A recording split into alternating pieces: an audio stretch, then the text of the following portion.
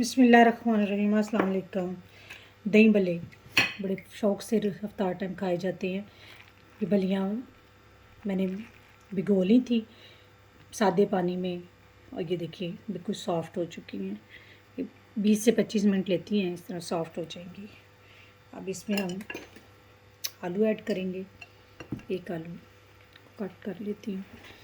मेरे घर में ज़्यादा आलू नहीं यूज़ किया जाता है, बच्चे पसंद ही नहीं करते, इसलिए मैं एक आलू ही इसमें ऐड करूँगी। आलू मैंने बॉईल कर लिया था पहले।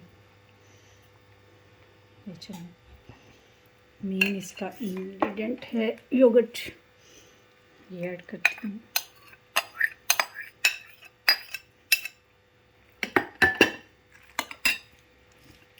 चाट मसाला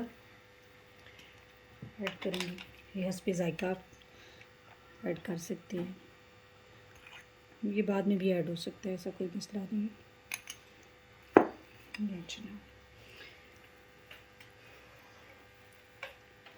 ये वो चटनी है, मैंने पहले आप वीडियो में देख पाएंगे, ये मैंने चटनी बनाई हुई है, खुशक खुबानी की चटनी है। ये मैं इसमें अब ऐड करूँगी। पहले मिक्स कर लेती हूँ, फिर इसको ऐड करती हूँ हल्का सा, ताकि सारे मसाले वगैरह मिक्स हो जाएं।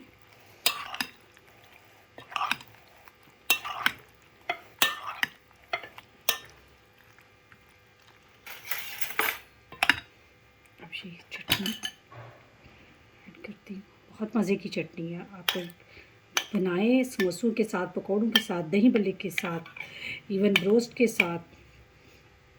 मेरे घर में तो बड़े शौक़ से खाई जाती है। चटनी ऐड कर दी है। अब ये आलू बुखारे की चटनी है, ये भी मैंने वीडियो में बनाई है, ये वीडियो मेरी मिल जाएगी आपको मेरे पेज से।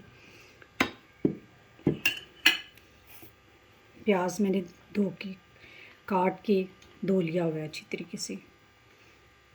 इस तरह बच्चे दही भल्ले वगैरह में खा लेते हैं प्याज वगैरह, ऐसे को नहीं खाते। ये मैं पुदीना लेके आई हूँ, आज मैं इसी तरह मोटा डालूँगी। एक दिन मैं आपको ना कभी कभी मैं दही भल्लों में योगर्ट में ऐड करके जिस तरह चटनी बनती है वैसे भी बनाती हूँ। ले लीजिए, अब इसके ऊपर हम ये आलू बुखारे की चटनी कर देते हैं डिस्प्ले।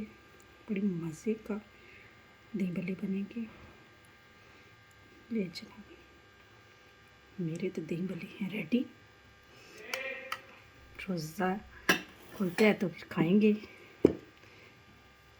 ले जी, मज़ेदार दही भल्ले रेडी हैं। अफ्तार टाइम खाएं और मुझे अपनी दुआओं में याद रखें। मुझे दें अब इजाज़त। अल्लाह हाफ़िज़।